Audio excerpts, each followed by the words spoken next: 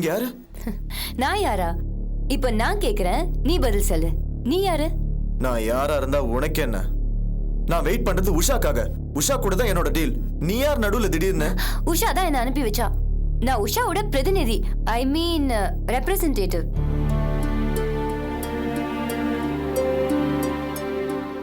Okay, photo எங்க?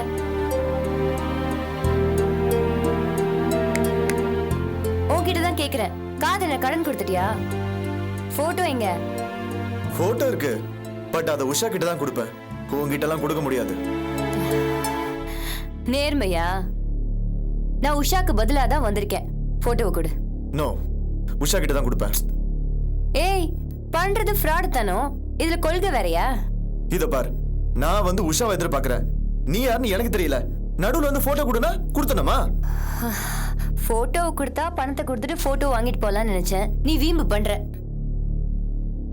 இங்க பார், நீ கேட்ட பணத்தை நான் கொண்டு வந்திருக்கேன். முடியாதுன்னு சும்மா வீம்பு பண்ணன்னு வச்சுக்கோயேன். போலீஸ் ஸ்டேஷன் போய் உன்னை பத்தி சொல்லிட்டு நான் போயிட்டே இருப்பேன்.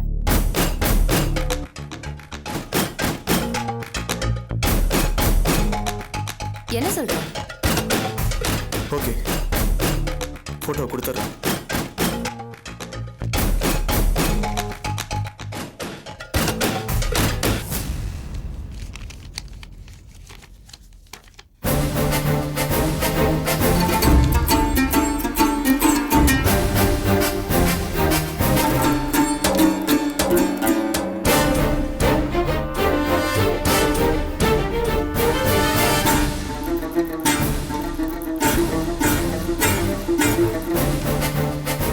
இந்த போட்டோகளை வச்சுதான் நீ இவ்வளவு நாளா உஷாவை பிளாக்மெயில் பண்ணிட்டு இருந்தியா? ஆமா, ஆனா எனக்கும் இந்த போட்டோக்கும் எந்த சம்மந்தமும் இல்ல. அப்படியா? ஆமா, இன்னும் உண்மையை சொல்லணும்னா மேடிக்கும் உஷாக்கும் எந்த தப்பான தொடர்பும் இல்ல. அஞ்சலிக்கு மயக்க மருந்து கொடுத்து அவளை கெடுக்க பார்த்தான். அப்ப உஷா அங்க வந்தாங்க. மேடிக்கும் உஷாக்கும் கை கலப்பு நடந்துச்சு. அது வீடியோல பதிவாயிடுச்சு. அதுல இருந்து எடுத்த ஸ்டில்ஸ் தான் இது. இத உஷாவோட புருஷன் ஆதிக்கிட்ட காமிச்சு ஒரு பெரிய தொகையை மேடி கறக்கலாம்னு நினைச்சா. ஆனா அவன் போய் சேர்ந்துட்டான். அவன் செத்ததுக்கு அப்புறம் ஈஸியா பணம் கிடைக்குதுன்னு நானும் இதுல இறங்கிட்டேன். ப்ளீஸ், ஆனா இனிமே இந்த மாதிரி செய்ய மாட்டேன். நீங்க பணம் கொடுத்தீங்கன்னா அதை வச்சு எங்கேயாவது போய் பொழைச்சுக்கோங்க.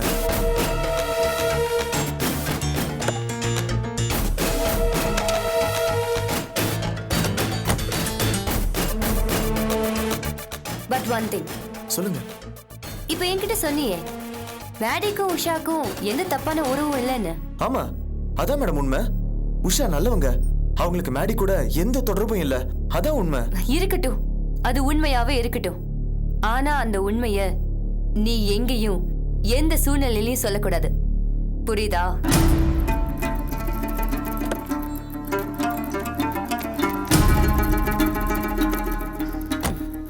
இந்தா, அதுக்கு எக்ஸ்ட்ராவா பணம். அப்படியா? அப்படிதான்.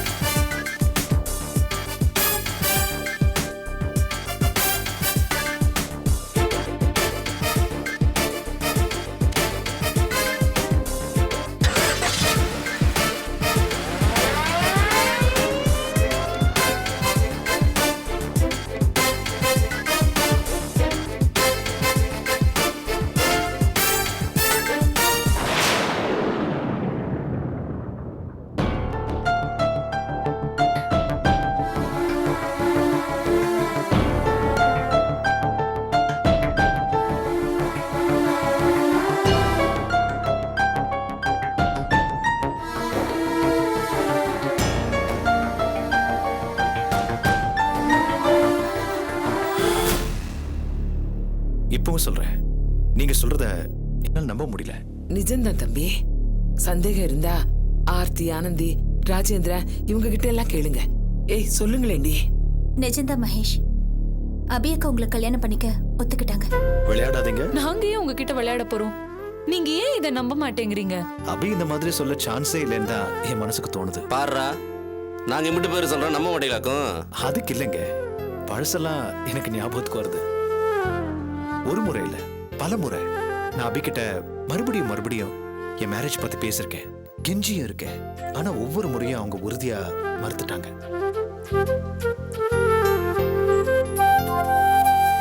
அது மட்டும் இல்ல, முன்னொரு தடவை கல்யாண பேச்சு எடுத்ததும் அபி கல்யாணத்தை வேண்டான்னு சொல்லிருக்காங்க. அப்படிப்பட்ட அபி இப்ப கல்யாணத்துக்கு ஓகேன்னு சொல்லிருக்காங்கன்னா எப்படி நம்ப முடியும்? அபி எதையுமே ஆழமா யோசிக்கிறவங்க, தீர்மானமா முடிவு எடுக்கிறவங்க. அப்படி இருக்கும்போது அந்த நேரத்துல அப்படி ஒரு சூழ்நிலை, அதனால அவ அப்படி சொல்லிருக்கலாம். கரெக்ட். அந்த நேரத்துல அக்கா மறுத்திருக்கலாம். அதெல்லாம் பழைய விஷயம். ஆனந்தி, கொஞ்ச நாளைக்கு முன்னாடி கார்த்திகோட ஹெல்த் பத்தி அபி என்கிட்ட பேச வந்தாங்க. அப்ப கூட நான் இத பத்தி பேசினேன். அபி எனக்கு எந்த பதிலும் சொல்லாம போயிட்டாங்க. இப்ப இப்படி சொல்றாங்கன்னா என்ன காரணம்? எந்த சூழ்நிலையில அபி இந்த மேரேஜுக்கு ஒத்துக்கிட்டாங்க? அதுக்கு காரணம் நான் சொல்றேன் தம்பி. அபி எத்தனை நாளுக்கு தான் தனியா இருப்பா? அதான் பாஸ்கரோட அவளை மறுபடியும் சேர்த்து வைக்கலான்னு நினைச்சேன். ஆனந்த் நிச்சயதார்த்தத்தோட கோயில்ல வச்சு பாஸ்கர் கையால அபிக்கு மருதாளி கட்ட வைக்கலான்னு முயற்சி பண்ணேன். ஆனா அபி அதை மறுத்துட்டா. அப்பதான் உங்களை கல்யாணம் பண்ணிக்க போறதா சொன்னா.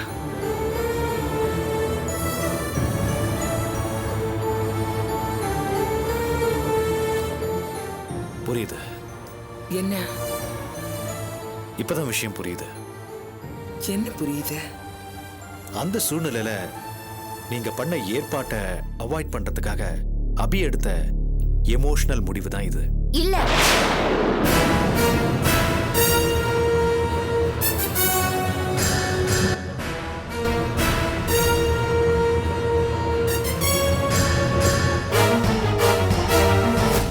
அவசரத்துல நான் முடிவு எடுக்கல. நல்ல யோசனை பண்ணி தான் இந்த முடிவை எடுத்திருக்கேன். உங்களை மேரேஜ் பண்ணிக்கிறதுல எனக்கு எந்த ஆட்சேபனையும் இல்லை.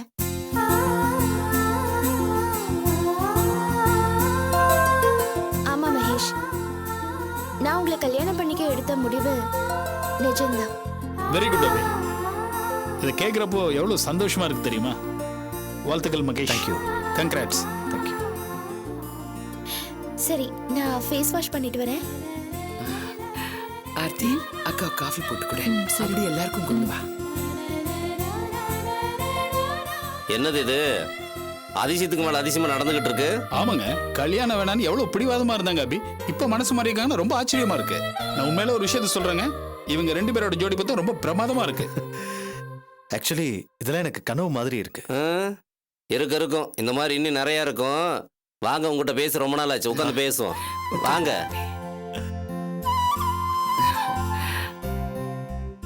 தம்பி, ஒரு நிமிஷம் வாங்களேன்.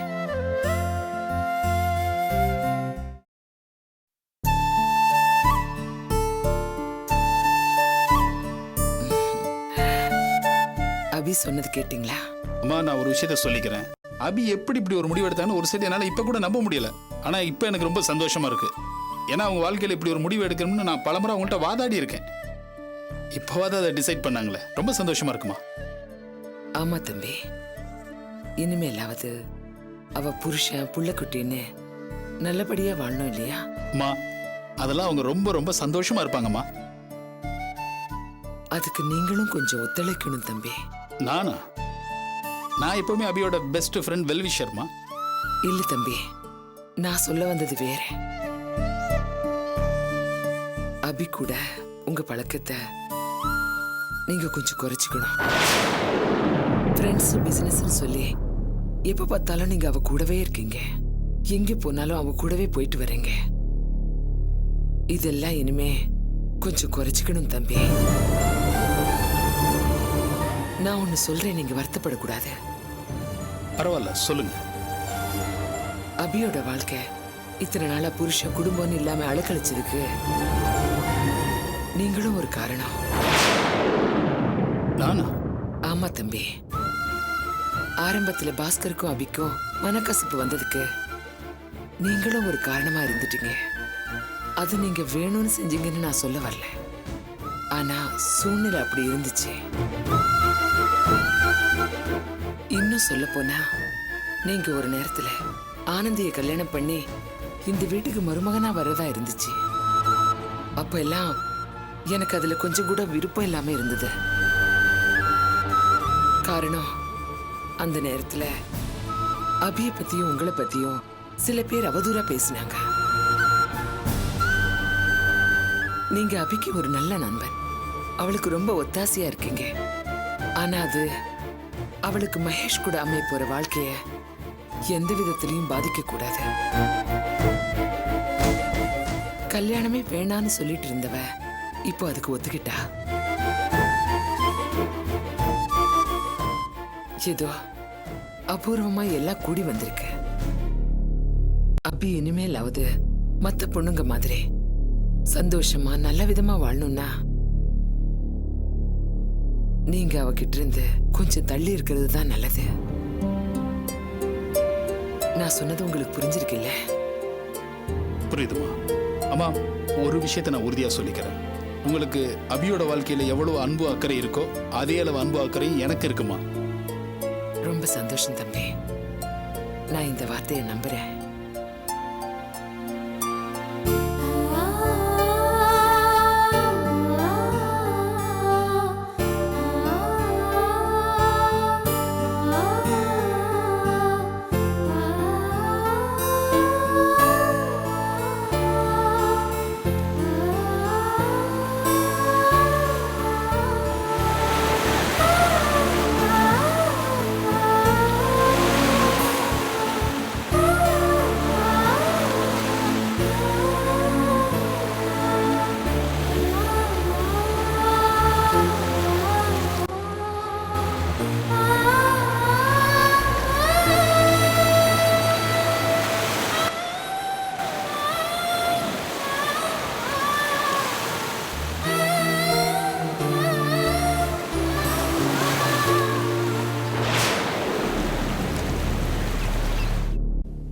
என்ன நடந்தது? என்ன டென்ஷன் ஆகாத டென்ஷன் சொல்லிட்டு இருக்க?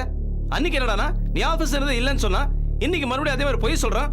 இவனா சும்மா விட்டு வைக்க கூடாது, ராஸ்கல்.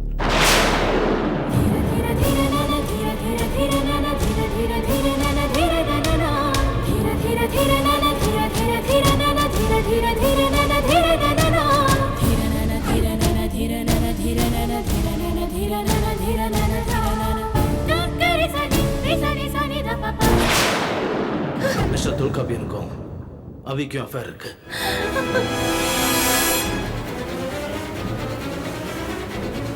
உங்க மனசுல அபிய பத்தின பழைய ஆசை இன்னும் அப்படியே இருக்கு. இதெல்லாம் ஒரு சான்ஸா நினைக்கிறீங்கல்ல?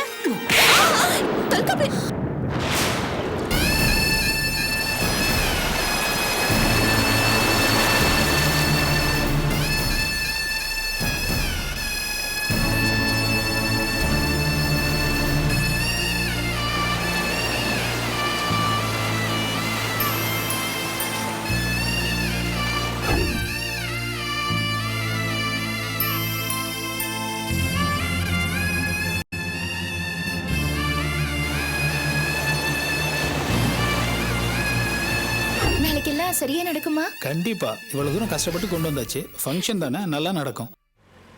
எனக்கு பில்டிங் வளர்ந்த சந்தோஷத்தை விட நீங்க அதை பார்த்து சந்தோஷப்படுறீங்க பாருங்க, அதான் எனக்கு ரொம்ப சந்தோஷமா இருக்கு. காதல் ஒரு அற்புதமான உணர்வுன்னு சொல்லுவாங்க. அந்த பொண்ணு மேல இருக்கிற காதலை உங்களால ஒதுக்கிட்டு இருக்க முடியுமா? அபி, அதை விட அபூர்வமான இன்னொரு உணர்வு இருக்கு. அது கூட தான் நான் வாழ்ந்துகிட்டு இருக்கேன். அது என்ன? உங்களுக்கு எனக்குமான நட்பு அபி. அந்த நட்பு மத்த எல்லாத்தையும் விட மேலானதுன்னு நான் நம்புறேன். அபி, ஆணும் பெண்ணும் காதலிக்கிறது ரொம்ப சுலபம். ஆனா தொடர்ந்து நட்போட இருக்கிறதும் அந்த நட்பை வாழ்நாள் முழுவதும் தக்க வச்சுக்கிறது அபூர்வமான விஷயம். அந்த அபூர்வமான விஷயம் நம்ம ரெண்டு பேருக்கு இடையில இருக்கு. இதை விட வேற எதுவுமே பெருசு இல்லை அபி.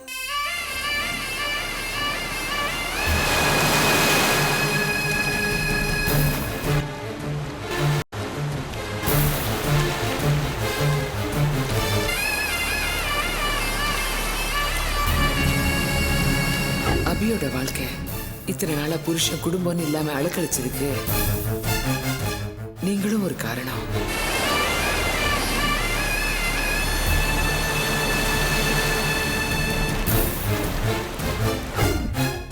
அபிய பத்தியும் உங்களை பத்தியும் சில பேர் அவதூறா பேசினாங்க.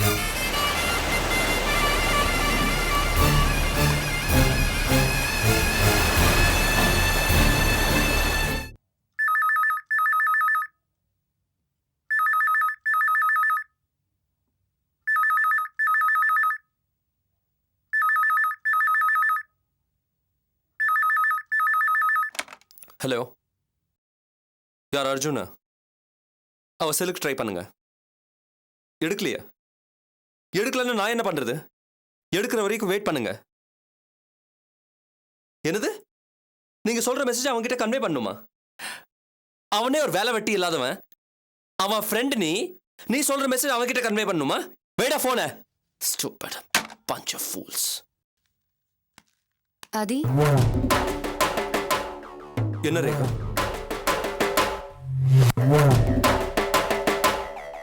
ஒரு நிமிஷம்.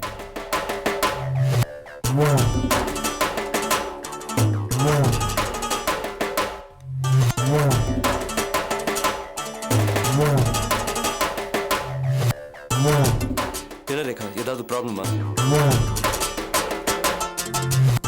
என்ன அந்த இடியட் அர்ஜுன் ஏதாவது பிரச்சனை பண்ணானா? இல்ல, ஏன் ப்ராப்ளம்னா நான் இவ்வளவு டென்ஷன் ஆக மாட்டேன். வேற என்னாச்சு ரேகா? யாருக்கு என்ன பிரச்சனை? ஆதி, நான் உங்களை எப்படிப்பட்ட இடத்துல வச்சிருக்கேன்னு உங்களுக்கு தெரியாது. என் மனசாட்சிக்கு தெரியும். ஒரு உயர்வான இடத்துல நீங்க இருக்கீங்க. எனக்கு ஒரு பிரச்சனைனா கூட நான் தாங்கிப்பேன். ஆனா உங்களுக்கு ஒரு அசிங்கமோ அவமானமோ ஏற்பட்டா? ரேகா ப்ளீஸ், உன்னை பத்தி எனக்கு நல்லா தெரியும். ஆனா இப்போ என்ன பிரச்சனை, அதை மட்டும் தயவு செஞ்சு சொல்லு. சொல்றேன். இந்த சொசைட்டில நீங்க பெரிய அந்தஸ்துல இருக்கிறவரு. உங்களுக்குன்னு ஒரு கௌரவம் இருக்கு. நீங்க மேரேஜ் பண்ணிக்கிறதா இருந்தா உங்களை கட்டிக்க எவ்வளவு பணக்கார பொண்ணுங்க காத்துட்டு இருந்தாங்க, நான் உட்பட, இல்லையா? அப்படிப்பட்ட உங்களுக்கு துரோகம் நினைக்கிறாங்க. யார் துரோகம் நினைக்கிறாங்க? வேற யாரு? உஷாதான். உங்ககிட்ட கை கட்டி வேலை செஞ்ச அவளை நீங்க மனைவியா ஏத்துக்கிட்டீங்க. அந்த பெருந்தன்மைக்கு அவ கொடுத்திருக்கிற பரிசு இது. பாருங்க.